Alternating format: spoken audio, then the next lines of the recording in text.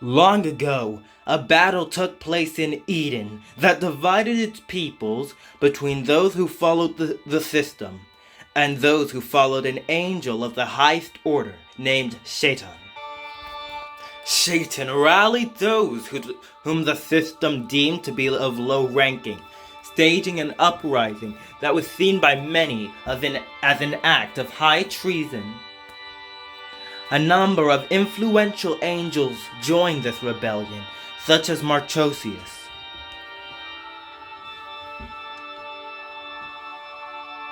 But on the other side of the coin, standing in opposition, were angels such as Michael, Gabriel, Uriel, and Israfil, who were so preeminent that all of Eden knew their names well. Even among the archangels, however, there were some who felt Satan's uprising was bound to happen sooner or later and accepted it for what it was. Satan's gaze was known to be intense, equally piercing anyone and everyone upon whom it lingered, regardless of their position in the hierarchy. Yet there was never any contempt behind it, never any judgment, and because Satan didn't look down on anyone, he was widely beloved by most, and simply misunderstood by the rest.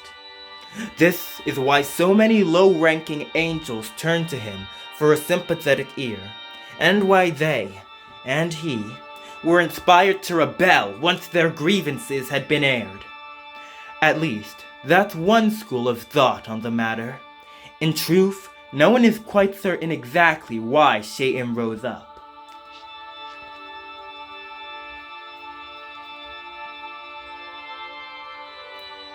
My interpretation of his motives is a bit different.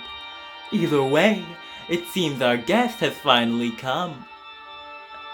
This is the island that floats above the future city, deemed a paradise by the transients of Eden. It also goes by the name Avalon. And you are fast approaching it with a contingent of lesser beings and even some angels in tow.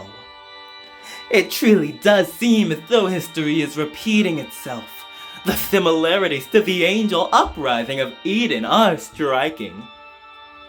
Israfil seems almost overjoyed, however, changing his outfit as he observed the cataclysmic spectacle playing out on the surface world below him. Israfil, we have brought Arthalon as you instructed. Let go of me! Let go already! Much obliged. Next, you are to bid your time with those Tokyoites. What's the matter?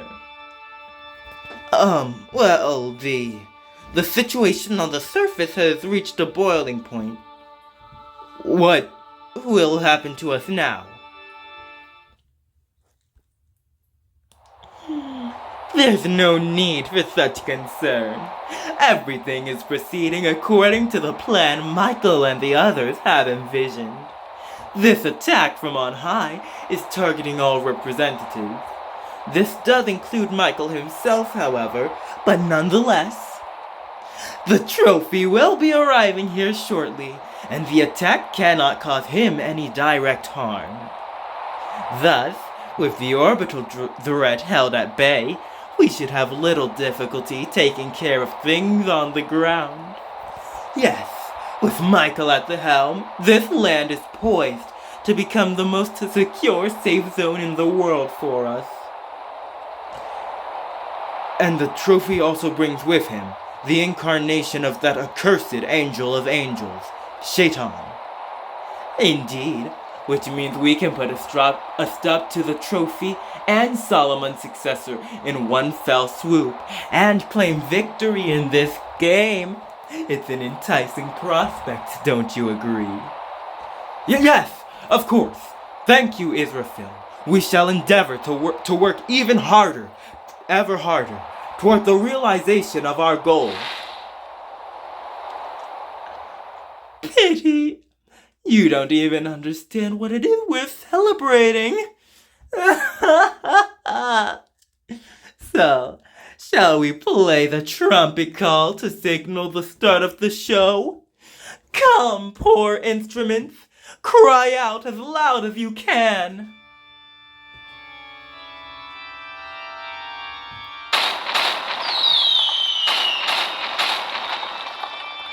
You and your friends continue your flight to the paradise in the sky, amid a hail of falling stars.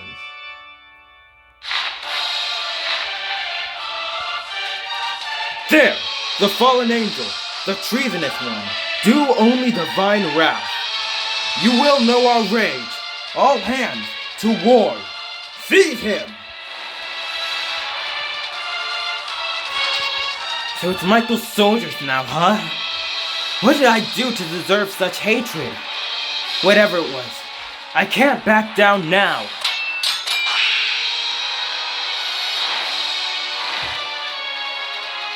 Behind you, catching up as best as they can, are the other members of the Mega Alliance of Guilds. My lord, my dear Morning Star, please wait. I, Lucifuge, shall take point. Engrave my name, that of Demonic Prime Minister Lucifuge, of the land of Gehenna, where the light doesn't reach, upon thee. Children of the darkness, I beseech thee, consume and emerge from thine womb, infernal misconception.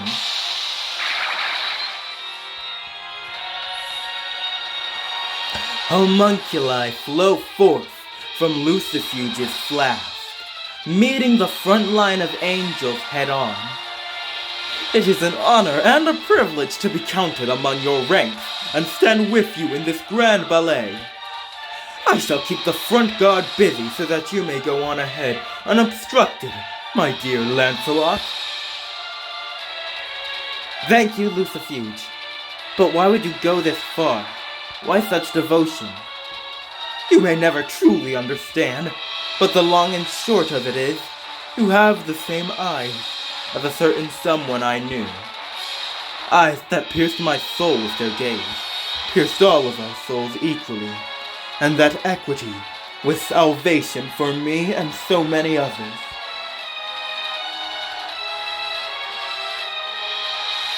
For those of us who were cast down whence the light shone, deep into the earth, or who were born unto the darkness, you were, and are, like the sun that brings us hope anew.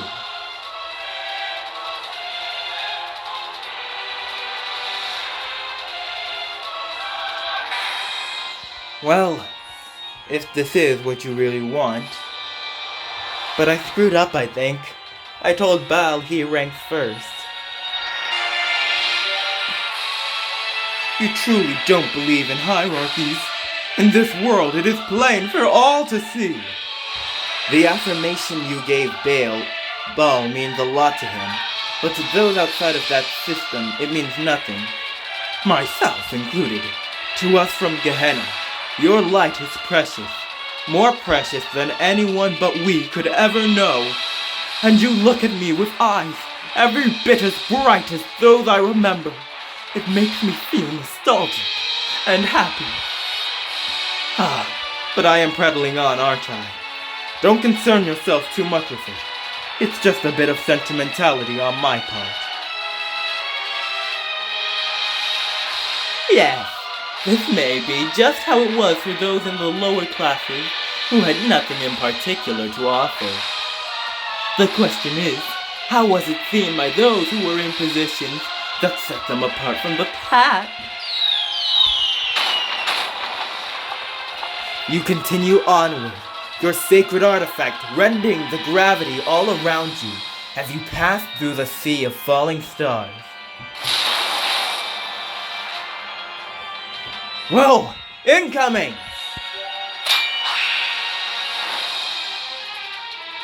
Impressive! I suppose it's only fair to give credit where credit is due. Even a rotten flower still shows hints of bloom in spots.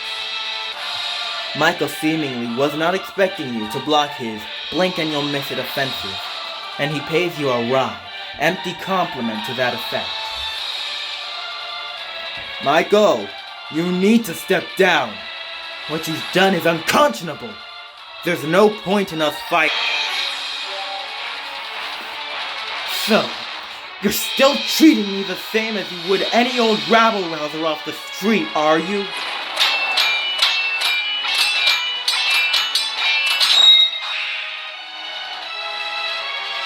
You and Michael cross swords with reckless abandon, moving about every which way as you clash in this environment free of gravity. You're doing well. It seems you at least remember how to use those wings that rend gravity if nothing else. Though you were born with them at your disposal, so it only stands to reason you'd have the muscle memory for it. I'm not your brother! There's so much you don't understand. Do you truly not remember? Let me be clear with you. I don't have a single thought to spare for your wishes. Do you not see what's happening, though? This is no time to be fighting. You really can't see the big picture here, can you? My apologies for laughing. It's just such an absurd situation. Everything is just as planned. The future transplanted Tokyoites, Solomon's memory unit, all of it to lure you here. It's all been a long con to get those at the highest level of this game to reveal their hands. And you, brother, are the key to it all. You are the cog that drives the entire machine. Lancelot! The voice comes from behind, as your companions in the Mega Alliance of Guilds finally catch up to you. But in that moment... Now then, I believe it's time for me to make my entrance. Israfel leaps from the very edge of the island, a look of pure ecstasy on his face as he hurtles toward you.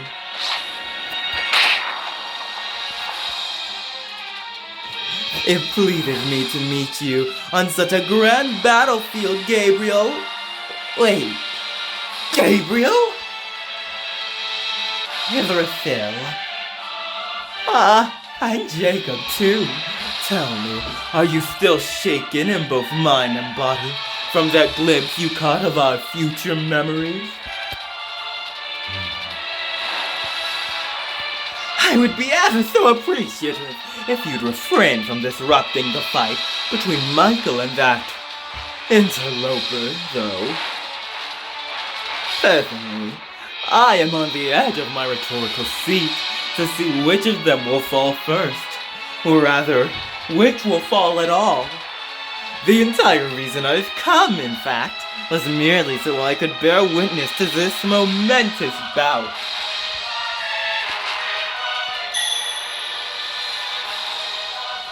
Engrave my name of Michael unto thee, Omni-Purification. Michael begins flying, even faster than before, as if time itself is progressing at an accelerated rate. His wings call upon the prevailing faith of Eden to ensure his movements are faster than those of anyone else in this world, and particularly when he's unbound by the terrestrial limiter that is gravity. Michael is able to barrage you with attacks from above, left, right, from above, below, left, right, and every other which way. He's too fast! World Raptors is too much for me. Since I am all too kind, allow me to be the one to make you this offer, brother. Join us. Join our cause. We would welcome you. If you would just accept the future transplant, you would surely come to see the truth, that ours is the only path to victory. Michael's wings begin to shine brighter still, and the intensity of his attacks increases even further to match. Are your friends really so dear? Or is it just that you met them first, so they're the ones you happen to form bonds with?